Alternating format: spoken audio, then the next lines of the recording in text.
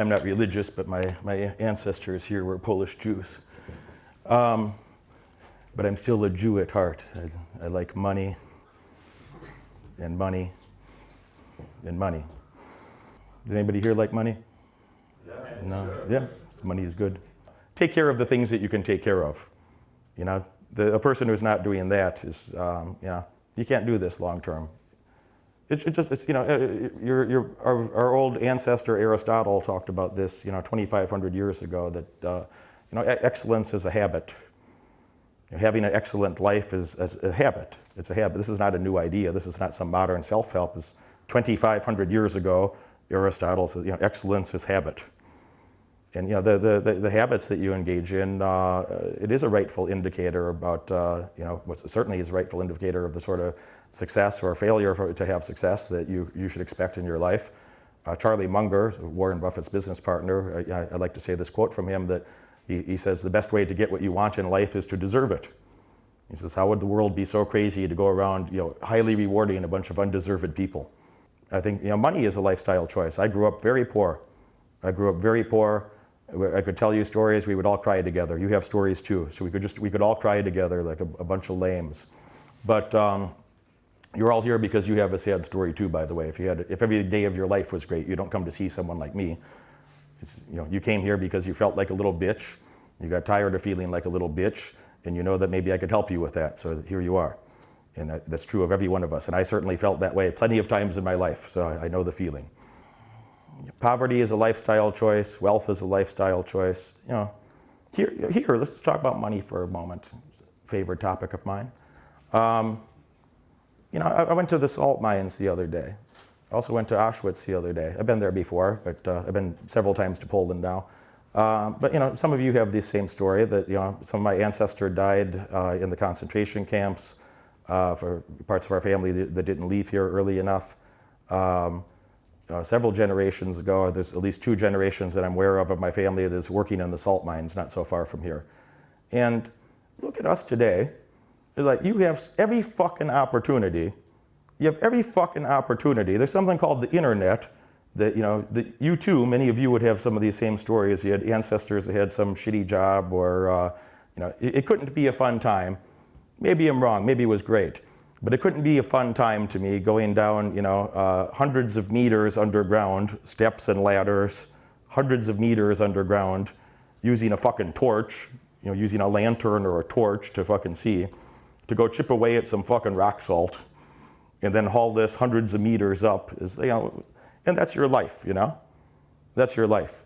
And some of your ancestors who are engaging in work like this are happier than some of you are. And somewhere in their mind, while they're doing this day after day, for years, for decades perhaps, they think to themselves, I'm going to give my son more opportunities. My children will have opportunities that I did not have. What would these same people think if they saw today that some of the things that you get stressed out about, or some of the things you're concerned about, like they would spit on you. They would laugh in your face. They'd have to spit on you for the sort of lifestyle that they've had, in limited options, versus the sort of lifestyle that's available to all of us in tremendous options. Like, poverty is a lifestyle choice. Stupidity is a lifestyle choice. You could do whatever the fuck you want, but most of you won't. You'll just do what the other people are doing. You'll just look around you and you'll say, well, I'm doing that much better on this one metric than the rest of these idiots, so that I can give myself permission to feel good about myself then. What if you just did everything you could every day? What if you just did everything you could? What if you did, that 1,000 times a day when you have that decision point in your head of, well, should I do the thing that's easy right now, or should I do the thing that I know that would give me the better outcome right now? What if like 20% of those you actually did the fucking thing that would give you a better life, instead of being a little bitch and just say, oh, it's just path of least resistance. Just do the easy thing. It's really pathetic. Your ancestors would be very disappointed in some of you. They really would. You have the internet, you have fucking jets. You can get on a fucking jet and fly all over the world. I do it every week. You can get on a fucking jet and just go anywhere, rather inexpensively. You have the internet, you can make money, so oh, but I live in Poland and the economy here is 40% of Germany or whatever it is. Okay, great.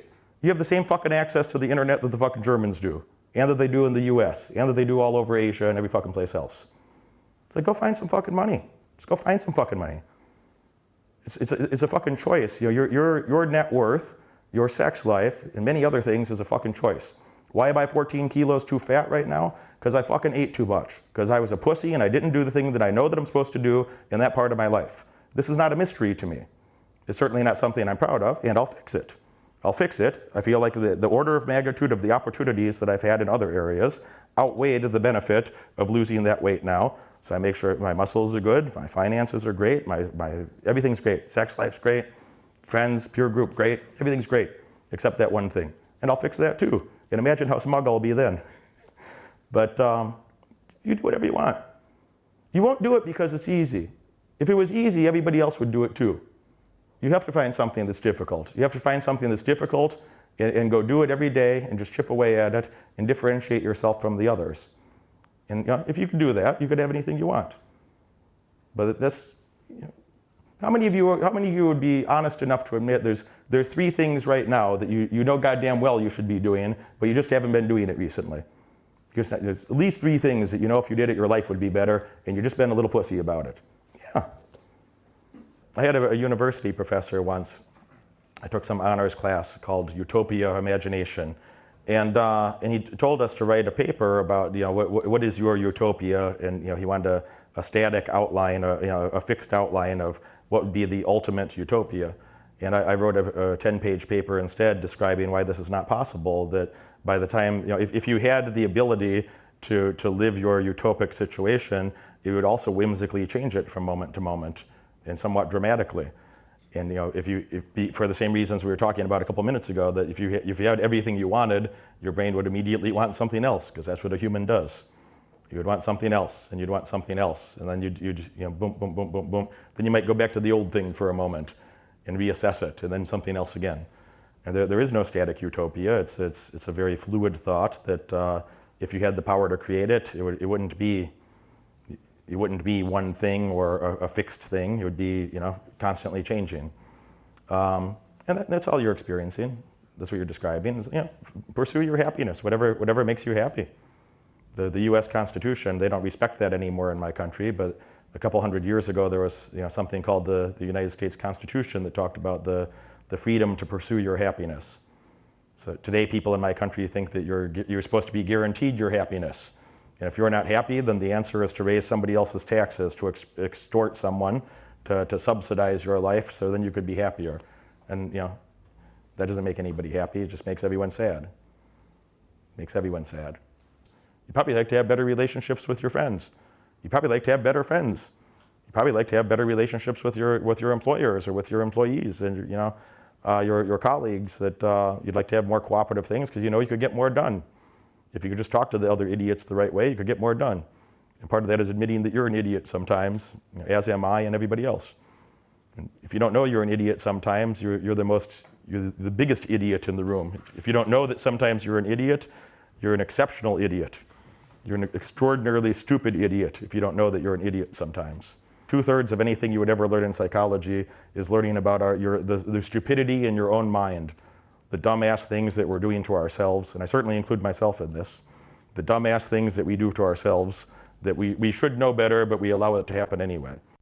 And then maybe the other 1/3 of psychology is looking at the other people and saying, some introspection about them, if you will, or some perspective about them that, this person's probably behaving like this because blah, blah, blah. People think they study psychology, so they think that you're perfect. All of us had this thought, by the way. You think that you're perfect, but you'd like to know more about that so you could understand how the other idiots behave. And step 1, admit that you're also an idiot. And 2/3 of what you'll learn is about controlling your own emotions and your own behaviors. If you changed a couple thoughts in your head, you would change your behaviors immediately. And if you behaved just slightly different, you'd have better outcomes, wouldn't you? If you just changed a couple things in your head, your behaviors would be modified automatically. If your behaviors are modified, your outcomes would be modified too. You just have to change a couple thoughts and then be disciplined to do that until it's a habit. And then we're back to Aristotle. Excellence is just a habit. How much time are you spending in the gym per week? Usually about 5 to 6 hours a week. How many days? I try to train every day. That's my passion. I don't do it for the results. Maybe for the results as well, but I enjoy it. Every day. Why don't you just go once or twice per week? It wouldn't be fun, and I couldn't, keep up. Yeah, and the results would be shit too. Yeah, I tried it. It's not worth it. Yeah, it's just a habit. You heard what he said. He's just in the habit of fitness. Fitness is a habit for this man. He's probably the most fit man in the room. He didn't say he's trying to show off to the girl. He didn't say something else. He just said, I like it. It's my hobby. I think his passion, I believe he said. It's my passion. I like it.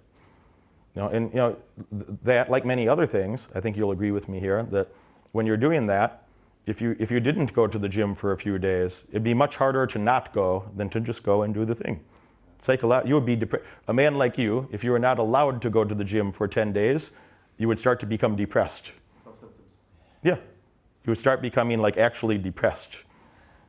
Yeah. Everybody would. I agree. But when you're in the habit of doing good things, if you weren't able to do that, your brain it's like an alarm in your brain. It's like a fire in your brain. It's like things are going poorly. It's bad. Something bad is happening. You have to get back to the good habit.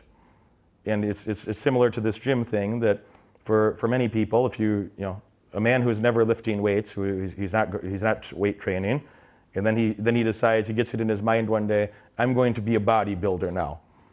Okay? So the first 2 weeks in the gym, say he even gets a great personal trainer, best personal trainer on earth. Okay? And he goes to the gym with this person.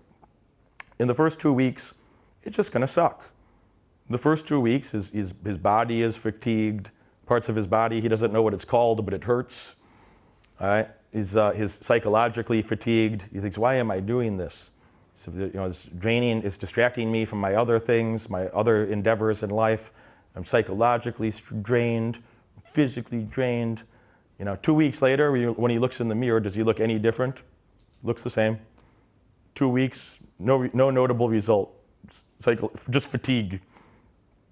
But if he did that for 2 more weeks, then your body adjusts, your brain adjusts, and if you looked in the mirror after 4 weeks, you start seeing results. And then you get into this pattern where it'd be easier to continue to go now. Now you're in the results phase. It'd be easier to continue this behavior, and you'd get better results. It would not be stressful. That's just what you do. It's just what you do. I don't even think about the gym. I could lift. Right now, I could get 500 kilos. I have 1,103 pounds. A week ago, I have a video. 1,103 pounds is 501.4 kilos on the leg sled, leg press. 8 times, 9 times. Depends if I've slept well or not. But it's not 1 rep, but 8, 9 times, 500 kilos, no problem. 8 times, no problem, for sure. But that doesn't happen. It's just you go do the thing, And I don't have to think about the gym. I just say, of course I'm going to the gym. It doesn't matter what country I'm in. It doesn't matter if I haven't slept well that day. It doesn't matter if I just flew 28 hours from the United States to fucking Asia or to Australia. I'm going to go to the gym before I get on the jet. When I get off the jet, I'm going to get my luggage put away. I'm going to go to the gym again before I even bother to take a shower. And then I can go to sleep or go do something in the world. But developing those few habits, it changes everything. It's just a fucking lifestyle choice if you want something or not. Most people won't do it. You need a month of discomfort. You need about a month of discomfort to burn that in your head. And most of you wouldn't pay the price to be uncomfortable for a month to have a fucking lifetime surplus of fucking results in an area. That's just sad. That's just sad.